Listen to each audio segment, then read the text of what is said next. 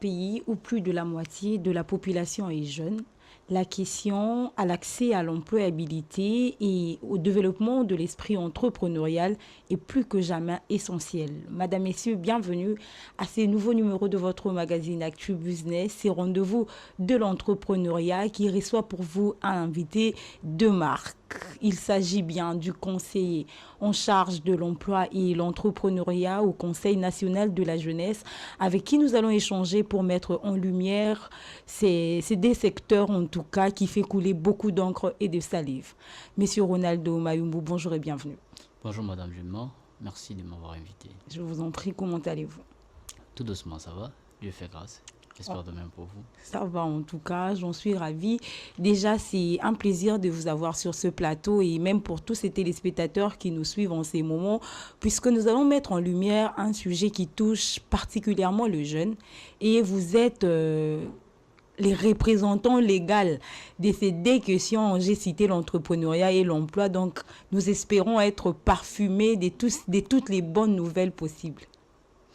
En effet, comme vous l'avez dit, nous sommes conseillers chargés de l'emploi et de l'entrepreneuriat au sein du Conseil national de la jeunesse, qui est une structure étatique qui a pour mission de pouvoir accompagner, encadrer, représenter les jeunes dans leur ensemble. Alors, ce matin, nous allons pouvoir aborder toutes les questions d'actualité et aussi sur l'emploi et l'entrepreneuriat, qui sont des questions de l'heure, des questions qui doivent tous nous concerner. Exactement. Alors, avant d'entrer dans les vifs de notre sujet, j'aimerais bien que nous puissions revenir sur une activité, en tout cas, qui a touché ses côtés entrepreneurial. Vous êtes l'une de figures, en tout cas, actif. Nous l'avons vu au travers les images, à la télé, par-ci, par-là, de la table ronde. Vous étiez vraiment dans la marmite, si on peut le dire, au four et au moulin. Qu'est-ce qu'on peut retenir brièvement de cette activité, initiée par le chef de l'État? Oui, madame, la table ronde nationale sur l'emploi et l'entrepreneuriat de jeunes est une initiative du chef de l'État, du gouvernement de la République, avec une population, comme vous l'avez évoqué tout au début, de plus de 65 millions, composée de jeunes, et avec un taux d'emploi, un taux de chômage élevé, et l'entrepreneuriat qui ne marche pas jusque-là, normalement. Il était vraiment important de pouvoir repenser la politique entrepreneuriale dans notre pays et tous les programmes qui en découlent. C'est ainsi que le chef de l'État, qui porte la question de l'emploi et de l'entrepreneuriat de jeunes dans ses priorités, a voulu convoquer la table ronde nationale sur l'emploi et l'entrepreneuriat. Il a fait de la belle manière, parce que non seulement qu'il a convoqué, mais il a aussi activement participé lors de cette table ronde. La table ronde a réuni les acteurs de l'écosystème entrepreneurial, les acteurs publics, les acteurs de la société civile, toutes les couches de la population. Il faut noter que cette table ronde était vraiment au visage de la République où toutes les 26 provinces ont été représentées et même la diaspora. Les 5 pays qui ont participé aux élections ont été aussi représentés avec 2 délégations, notamment la France, les États-Unis, l'Afrique du Sud, la Belgique et je crois l'Allemagne, les pays qui ont pu participer. Nous avons eu 2 délégués dans chaque province, notamment le président du Conseil provincial de la jeunesse de chaque province, ainsi qu'un entrepreneur formel dans chaque province. Et de la table ronde, nous avons évoqué dans différentes thématiques, il y avait 8 thématiques, on a abordé toutes les questions, qu'il s'agisse de la formation, l'insertion professionnelle, la capacitation, l'accès au marché public, l'accès au marché privé, l'accès au financement et le climat d'affaires. Donc nous sommes partis au programme national de développement de l'entrepreneuriat qui serait posé sur 3 C et le tout sur un grand C. Donc l'accès à la capacité, l'accès au crédit, l'accès au contrat et le tout sur le climat d'affaires. Et de toutes ces réflexions qui ont duré 3 jours, nous sommes sortis avec plus de 300 résolutions. 300 résolutions à mettre en place au cours des années à venir ou pendant combien de temps? Le chef de l'État est très engagé sur la question de l'emploi et de l'entrepreneuriat. Okay. Et c'est maintenant que nous devons commencer à appliquer ces résolutions là-bas. C'est pourquoi d'ailleurs il a annoncé sur place la mise en place d'un comité national de suivi et d'évaluation de cette table ronde pour faire en sorte que toutes les 300 résolutions qui ont été adoptées, et d'ailleurs la table ronde a donné naissance au pacte national sur l'emploi et l'entrepreneuriat des jeunes, et qui, dans ce pacte là-bas, nous avons des questions liées à l'emploi, le stage, l'accès au financement, l'accès au marché qui ont été très brièvement abordées, et tout ça, c'est avec une feuille de route claire, où nous allons travailler avec tout est smart. Donc, c'est fait de manière simplifiée, mesurable, et aussi dans un délai où on sait évaluer. Dans un timing vraiment qui pourra... Où on peut facilement indiquer ou connaître, on sait que nous avons créé autant d'entreprises, nous avons créé autant d'emplois, autant de jeunes ont accédé au marché, autant de jeunes ont accédé à l'emploi. Et tout ça, nous l'avons travaillé pendant... cette table ronde pour faire en sorte que toutes les questions liées à la formalisation, pour que aujourd'hui pour créer une entreprise, c'est compliqué, surtout pour les jeunes qui sont à l'intérieur du pays, parce que la République démocratique du Congo, ce n'est pas à Kinshasa. Aujourd'hui, nous avons tous, dans un consensus, demandé à ce que les services du guichet unique de création d'entreprise puissent être digitalisés pour permettre à ce que les jeunes qui sont à Bassankoussou, à Massimanimba, à Lubero et partout ailleurs puissent avoir la possibilité, avec un clic seulement, de créer leur entreprise et de pouvoir se lancer dans l'entrepreneuriat avec une activité formelle. Alors déjà, à vous entendre, le téléspectateur peut vivre au travers de vos mots que c'était une activité à grande envergure et qui promet dans les jours à venir, et nous espérons en tout cas qu'il y aura vraiment de l'amélioration. Alors, nous y reviendrons, mais nous allons entrer cette fois-ci dans le vif de notre sujet. Comme je l'ai dit tantôt, nous allons mettre le point sur tout ce qui est entrepreneuriat et emploi de jeunes ici en République démocratique du Congo. Et qui de mieux pour en parler que le conseiller en charge de ces questions au sein du Conseil national de la jeunesse. En quelques mots seulement, comment vous décriez à ces jours l'accès à l'employabilité ici en RDC? Oui, je vais revenir encore sur la table ronde parce qu'on a réuni l'ONEM, l'Office national de l'emploi, le ministère du Travail, tous les services dédiés à l'emploi, et particulièrement pour résoudre le problème lié à l'emploi des jeunes qui constituent la majorité de notre population. C'est ainsi qu'il a été amèrement constaté que les jeunes sont ceux qui n'ont pas d'emploi. Il y en a qui accèdent à l'emploi, mais qui n'ont pas d'emploi sécurisé.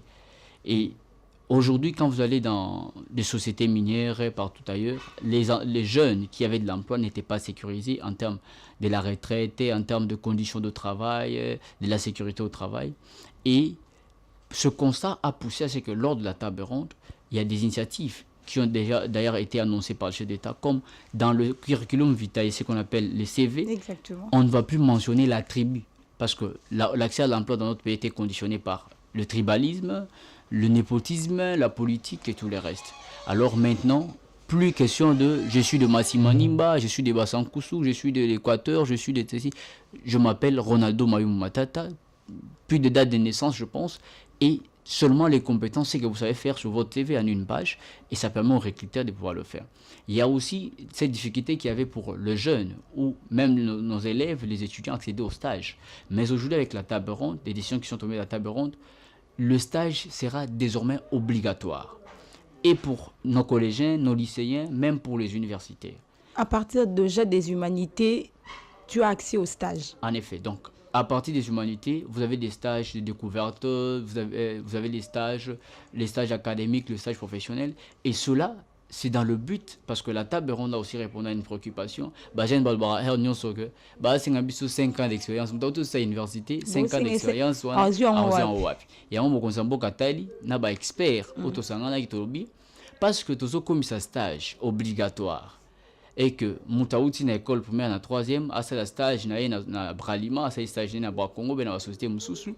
Donc tant que comme na université sous appelé par exemple gaz et pétrole à une entreprise pétrolière à ce stage na comme obligatoire, et tant que aussi sa classe ba bengi sous na o ba bengi les premiers emplois na ndenge na ba pays Moussouza ko salama bo pesi nouveaux diplômés son premier emploi. Mais na ba stage où nous sommes ça là on est construit le gars compétence, expérience mon boé à acquérir déjà bien déjà avant pour que à s'adapter facilement dans le monde de l'emploi. Et tant qu'on peut ça premier emploi naé et qu'on permettre que à la mesure il y a qu'on s'insérer professionnellement dans notre pays et à qu'on vive pleinement sa jeunesse.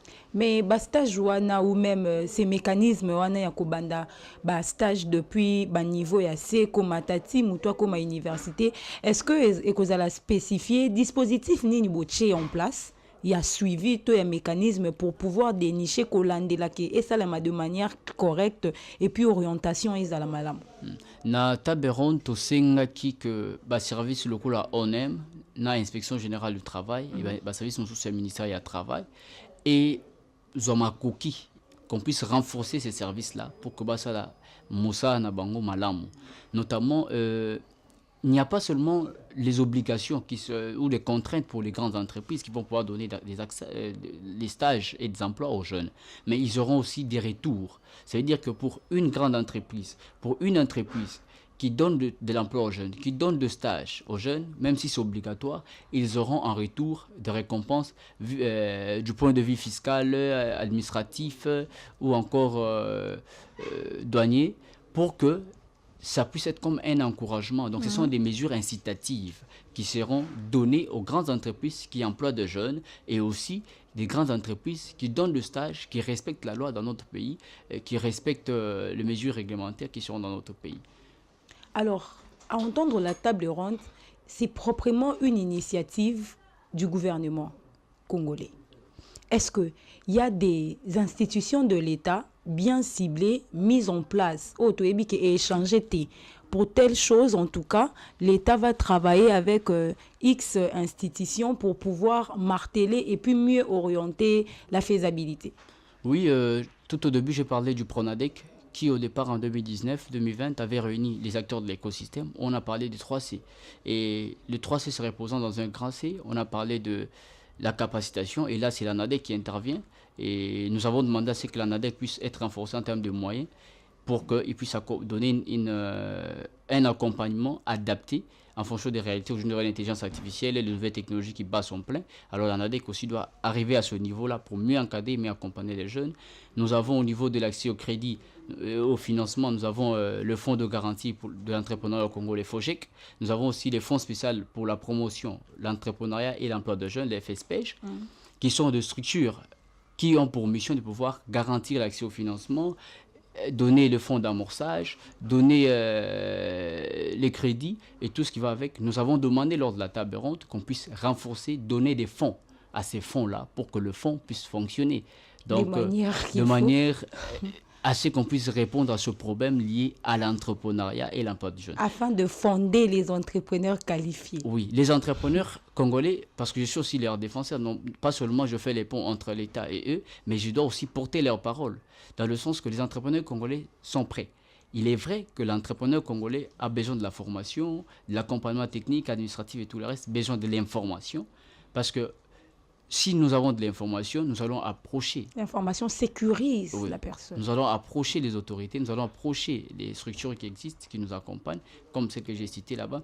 Et par rapport à l'accès au marché, nous avons l'ARESP, l'autorité de régulation de la sous-traitance dans le secteur privé, qui bat un travail des records aujourd'hui. C'est vrai qu'ils ont encore des difficultés par rapport à l'application stricte de la loi relative à la sous-traitance. Mais lors de la table ronde, non seulement comme nous avons demandé qu'on donne le moyen au FSPEJ et au FOGEC, nous avons aussi demandé à ce que la loi relative à la sous-traitance et le contenu local puissent être appliqués avec rigueur pour que les grandes entreprises puissent sous-traiter leurs activités auprès des entreprises congolaises, comme c'est prévu par la loi, mais cette fois-ci spécifiquement avec des quotas pour le jeune. Donc, les entreprises de jeunes auront un accès au marché privé par des quotas qui sont prévus. Et il y a des mécanismes qui vont être mis en place pour pouvoir rendre cela possible et faisable. Et ça, c'est sous l'autorité de l'ARESP. Alors, ce sont des initiatives prometteuses que nous saluons d'ailleurs, que nous saluons. Fidèles téléspectateurs, vous êtes à la maison, vous nous aviez peut-être pris à court des diffusions. Nous sommes en train de mettre le point sur tout ce qui est emploi et entrepreneuriat de jeunes ici en République démocratique du Congo. Et nous avons sur ce plateau les conseillers en charge de ces deux questions au sein du Conseil national de la jeunesse. Mais pour ne pas aller loin, nous allons souffler quelques minutes où nous allons prendre ces images. Question de faire revivre la table ronde qui a remis ou même qui a mis en avant tous ces aspects pour pouvoir donner un peu de tonus en tout ce qui est entrepreneuriat ici en République démocratique du Congo. La table ronde qui s'achève aujourd'hui ne marque pas la fin d'un processus. Elle en constitue au contraire le véritable point de départ. Le chantier qui s'ouvre devant nous est immense, mais il est à la mesure de notre potentiel collectif. Nous avons désormais une feuille de route plus lisible, des engagements partagés et surtout une jeunesse qui a démontré qu'elle était prête à prendre toute sa place. Il nous revient à tous de faire en sorte que les paroles prononcées ici, les documents adoptés et les résolutions arrêtées se traduisent dans les mois et les années à venir en emplois créés, en entreprises lancées, en destins individuels transformés.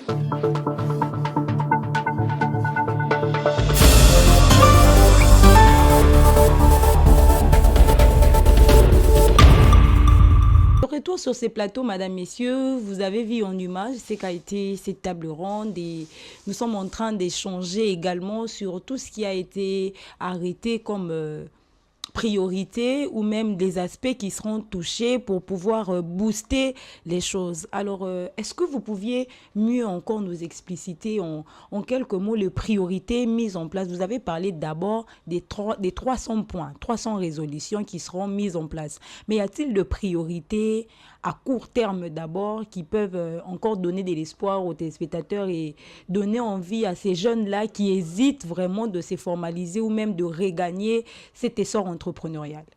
Oui, nous avons évoqué tout à l'heure la question liée aux résolutions qui ont été adoptées. Nous avons la première chose qui a été faite, c'est l'adoption par tous les participants du Pacte national sur l'emploi et l'entrepreneuriat de jeunes. Et sur la question liée à l'emploi, nous avons désormais le stage seront en termes de quotas, le stage obligatoire mais avec un quota pour le jeune et aussi le premier emploi sera garanti pour le nouveau diplômé. Ça, ce sont des bonnes nouvelles qui sont venues. Il y a également la suppression de toutes les mentions en référence avec la tribu, avec le secteur d'origine, le territoire d'origine. Tous ces aspects là-bas doivent être désormais supprimés de tous les CV. La digitalisation. Oui. Pour ce qui concerne la formalisation de oui, entreprises. là je parlais d'abord sur la question de l'emploi. Okay. Donc on veut garantir l'accès à l'emploi et mettre fin à toutes les barrières comme le tribalisme, le népotisme, et il y a des résolutions fermes qui ont été prises quand je parlais de la suppression de tous les aspects liés, les informations personnelles comme la tribu, le nom du père, le nom de la mère, parce que ta mère peut avoir eu des problèmes avec un directeur général et s'il n'est pas trop professionnel, il va essayer d'en créer rancune. Alors on ne veut plus ces informations-là pour faire en sorte que les jeunes puissent avoir accès à l'emploi, soit être à l'aise en sécurisés tout cas dans leur pays. Et pour ce qui concerne l'entrepreneuriat, parce que pour parler de l'emploi, il faut qu'il y ait des entreprises. Alors, nous avons trop martelé sur l'entrepreneuriat comme non seulement la source de création d'emplois, mais aussi de création des ressources financières. L'économie de notre pays doit être soutenue par les entrepreneurs congolais. Donc, si nous voulons un pays, une nation indépendante, nous devons obligatoirement faire en sorte que l'économie congolaise revienne entre les mains de ses fils. Alors qu'il y a tellement des entrepreneurs congolais qui sont dans l'informel, pensez-vous que cela puisse être possible? Et la table ronde vient de répondre à un problème. Nous avons mais nous disons que le guichet unique n'arrive pas à servir la majorité des jeunes ou la majorité des demandeurs d'enregistrement au guichet unique au registre des commerces. Cette fois-ci, la table ronde a résolu que le service du guichet unique des créations d'entreprise soit digitalisé pour permettre à ce que toutes les provinces où il n'y avait pas encore les antennes du guichet unique puissent accéder derrière un clic, derrière le téléphone, qu'ils accèdent à la création de leurs entreprises. Et nous ne sommes pas seulement limités là. Il ne suffit pas seulement de créer l'entreprise. Les résolutions de la table ronde prévoient l'accompagnement en termes de la capacitation, de coaching de ce jeune entrepreneur qui vient de créer son entreprise pour pouvoir être en mesure d'être donc formé, informé et être en mesure d'accéder aux opportunités qu'offre l'entrepreneuriat ou le monde économique dans notre pays. On a dit tantôt que l'entrepreneuriat ou même l'économie de la RDC ne se limitait pas à Kinshasa. C'est bien beau de penser en tout cas à la digitalisation pour formaliser les entreprises, même au niveau de province. Mais pensez-vous à cette effectivité-là au moment où nous savons qu'il y a des provinces qui n'ont pas accès à l'électricité? Est-ce pas un couac par rapport à cela? Oui, il y a plusieurs défis auxquels notre pays est soumis. Alors, moi je pense qu'il y a aussi des structures que le gouvernement a mises en place, comme l'ANSER, qui s'occupe de l'électrification dans le milieu ruraux et périurbain, qui essaie tant soit peu de pouvoir répondre aux questions, parce que par exemple dans certains coins du pays, il y a quand même des antennes cellulaires qui ont été placées grâce à la collaboration entre les réseaux cellulaires et l'ANSER, mais les défis sont énormes. Ça veut dire que nous devons faire avec ce qui existe d'abord.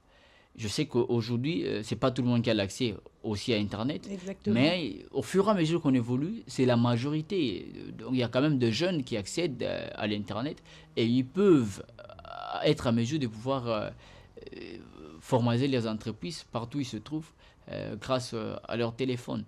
Donc nous pensons que les défis sont là, mais chaque jour, les efforts sont fournis pour que ces défis soient remontés et soient relevés. Pas à pas, afin de créer quelque chose de prospère et de durable. En effet. Alors, à vous entendre, vous avez évoqué en tout cas la majorité des questions liées aux jeunes au cours de cette table ronde, mais vous êtes jeune et vous êtes chargé des questions liées à l'emploi et l'entrepreneuriat ici, au Conseil national de la jeunesse. En effet. Concrètement, qu'est-ce que les jeunes manquent, selon vous? Est-ce un problème juste de financement? Est-ce un problème lié à la formalisation ou même à la formation? Est-ce un problème d'accompagnement? Concrètement, c'est quoi les couacs ou même ce qui freine le jeune pour pouvoir s'étendre? Madame, comme je vous le dis, la jeunesse congolaise est prête. C'est une jeunesse très dynamique, très motivée. Je vous jure que les jeunes congolais vont encourager ma casse. Toi, vas encourager. Tu vas encourager ma casse Namboga Oyo. Mais le courage ou encore le dynamisme ne suffit pas. Ne suffisent pas. Donc, il faudrait que le jeune Congolais puisse être formé, puisse être informé. Parce que si vous avez la formation, vous avez l'information, vous pouvez facilement être à mesure de déceler les opportunités et d'y accéder vous-même. Les gens sont dans l'informel, pourquoi? Parce qu'ils n'ont pas de l'information. Aujourd'hui, notre pays s'est doté, depuis 2022, le 8 septembre 2022, le chef de l'État. Et là, je vais souligner encore une fois aujourd'hui, une fois de plus, la volonté politique exceptionnelle du président de la République chef de l'État, Félix Antoine Tshilombo Tshisekedi, sur la question de l'emploi d'entrepreneurs de jeunes. En 2022 déjà, il a pris l'ordonnance loi 22031 relative à l'entrepreneuriat et les startups, qui vient réglementer les secteurs liés à l'entrepreneuriat et qui accorde beaucoup d'avantages aux jeunes entrepreneurs et aux PME congolaises. Mais les jeunes n'ont pas de l'information. Lorsque tu deviens une entreprise formelle, donc tu quittes et là on a coin au salaire, on a ôté qu'à moi junior à gauche à droite, au commission je crois activement formel aux yeux na guichet mikanda na union soana aux yeux numéro d'impôt et tout le reste. Au commune a avantage. Tant aux qui na FSPH pour que aux moi capital d'amorçage ou bien moi garantie, tant aux qui na FOGEC pour moi financement ba crédit wana bazo pesa parce que aux ana ba mikanda nyonso et on peut facilement t'identifier et t'accompagner sur le plan technique et même financier. Mais mikanda on dirait ça ne suffit pas. Outre le fait d'être formalisé, il faut en avoir garantie, mais certains parlent de parcelles. Et est-ce que c'est à cette hauteur-là que petite entreprise ou même start-up moko auti ko bandana entreprise ou déjà zala ba ko za na ba garantie ndenge moko likambo wana ya likambo oyo tosoya yango makasi na kati ya table ronde parce que tolobi il y a beaucoup de barrières pour accéder au financement. Exactement. C'est pour ça même que le chef de l'État, dès son arrivée, a lancé le FOGEC. Après un moment, il y a le FSPH qui est arrivé. Ça veut dire que le chef a compris qu'il faut que les gens accèdent. Mais les besoins est énormes. Les banques veulent des garanties. Et aujourd'hui, nous avons le FOGEC, le FSPH, qui garantissent l'accès au financement. Donc, aujourd'hui, nous ne pourrons plus parler en termes de ce qui se dit. On est en train de travailler. D'ailleurs, la table ronde a proposé à ce qu'il y ait des mécanismes pour que le jeune accède au crédit avec taux préférentiel. Et même qu'on puisse arriver à un taux zéro, où il y a une garantie du FSPH, une garantie du FOGEC qui est là. Et vous prenez le moyen. Mais en retour, ce qu'on exige aux jeunes, c'est de pouvoir créer de l'emploi. Parce que tout le monde n'est pas censé devenir entrepreneur. Exactement. Parce que l'entrepreneuriat, ce n'est pas une course, c'est un marathon. Et je pense que vous le savez, que ce n'est pas facile d'entreprendre dans le pays. Même ailleurs, même ceux qui sont devenus des grands entrepreneurs, ça n'a pas été facile pour eux de pouvoir étendre leurs activités et développer leur entreprise. Donc, beaucoup de barrières. Il y a des garanties qu'on exigeait. Mais aujourd'hui, si vous êtes informé, vous avez une activité formelle, une activité qui vous rapporte déjà les minimums et que vous avez des documents des trésoreries qui le prouvent, où on voit il y a les entrées, il y a les sorties, il y a des investissements que vous faites régulièrement. Si vous allez même avec une banque locale, vous pouvez négocier les crédits. Il y a les microfinances, les institutions de microfinance qui existent. Il y a le FOGEC, il y a les FSPH. Vous allez vous proposer, vous faites une demande, on regarde le chiffre d'affaires que vous faites. Et je ne pense pas même des banques qui sont ici, quand ils voient les chiffres d'affaires que vous faites, on va vous demander la garantie. Quand tu as un chiffre d'affaires, par exemple, de $1000 le jour, tu vas solliciter un crédit de $5000 que tu vas remettre dans un mois. Est-ce qu'on va refuser de te donner ça? Bon, moi, nous sommes capables. Chers jeunes, vous êtes à la maison, en tout cas. Ce n'est pas toujours question de garantie, c'est aussi question de clarté. Comme vient de le dire M. Ronaldo Malumbu, c'est également question de clarté. Et d'ailleurs, il y a un problème, parce que lors de la table ronde, moi, je représentais les intérêts des jeunes là-bas à la table ronde. Et tous ceux qui ont participé savent combien nous avons défendu, à côté de l'ambassadeur Claude Mbouyi, qui est le président national du Conseil national de la jeunesse, nous avons défendu les intérêts des jeunes. Mais nous avons aussi été rappelés, et par le chef de l'État lui-même, de l'autorité suprême, et même par tous les acteurs publics, de la responsabilité des jeunes. Il y en a qui accèdent au financement, au Zimbabwe au financement, et après, à Kobalanango. Il y a des cas comme ça dans notre société. Il y a le projet COPA, il y a les projets Transform et tous les restes. Nous savons comment nous, les jeunes, nous faisons. Au financement, au lieu de ce pourquoi tu as présenté dans ton business plan, tu prends l'argent, tu vas faire avec ça le mariage. Aux $20,000, au tien on a mettre le mariage. Aux $5,000, au salaire on a entreprise. Comment tu vas prospérer? Il faut qu'on arrive à comprendre. Mais quand on reçoit un financement, on met ça tout dans l'entreprise. C'est pour que ça puisse produire encore plus et vous permettre de faire tout le reste des besoins que vous avez de côté. Donc, la jeunesse congolaise, nous sommes appelés la part des choses. À faire notre part des choses. C'est la responsabilité. Il ne suffit pas d'être courageux, dynamique, mais il faut aussi être responsable. L'éthique. Vous accédez au marché de la sous-traitance. Vous gagnez $1 million et vous commencez à faire des voyages partout dans le monde. Vous êtes cité, chanté par tous les musiciens, alors que vous n'avez pas encore fini à exécuter votre contrat avec des sociétés minières, pétrolières et toutes les autres là-bas. Donc, nous devons vraiment aider l'État à nous aider en devenant très sérieux et très responsable dans l'exécution de nos engagements. Alors, nous devons devenir très sérieux, chers jeunes. Entreprendre, ce n'est pas un slogan.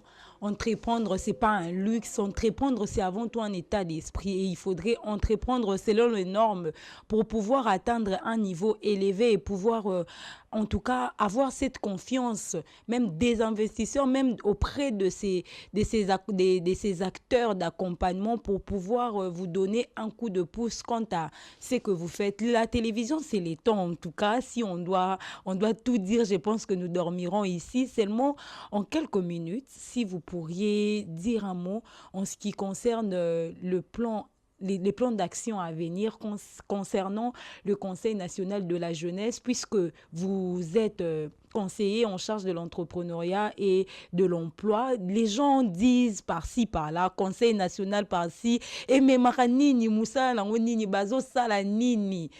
Si vous devrez dire un mot par rapport à cela et aussi par rapport au CONAPAS, qu'allez-vous dire, puisque la télévision, c'est l'État? Le Conseil national de la jeunesse est la structure la mieux représentée sur toute l'étendue du territoire national. Okay. Nous sommes dans le 145 territoires, nous sommes dans chaque secteur, nous sommes dans chaque village.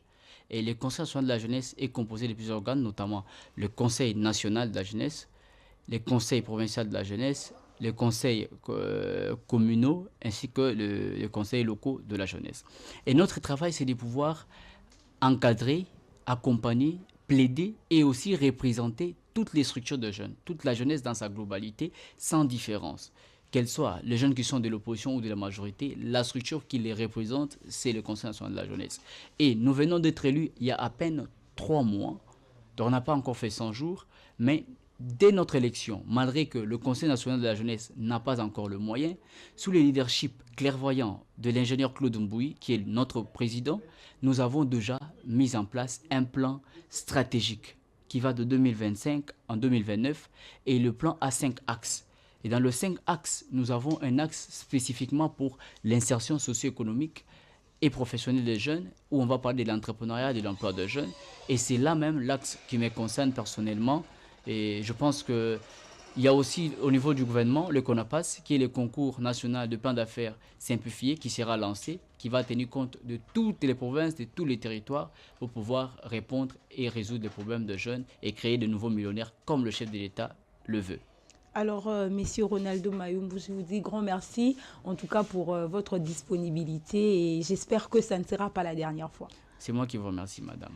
Alors, c'en est fini, mesdames, messieurs. Vous étiez nombreux à nous suivre. Je vous dis grand merci en tout cas pour votre réelle et sympathique attention. La soif n'est pas étanchée. Il y a tellement à dire autour de l'entrepreneuriat et de l'emploi de jeunes. J'espère que les conseillers en charge de cette question au sein du Conseil national de la jeunesse nous accorderont encore plus de temps pour pouvoir déballer toutes ces questions qui sont restées en suspens. Merci à l'équipe technique d'Educ Télévision pour la réalisation de cette émission. Mais avant de quitter, j'ai dit coucou ou même grand merci aux fidèles téléspectateurs du magazine et un clin d'œil spécial au couple d'Arcelin Conguetch, en tout cas qui fête leur anniversaire de mariage. Ces fidèles téléspectateurs du magazine Actu Business, restez nombreux, branchés.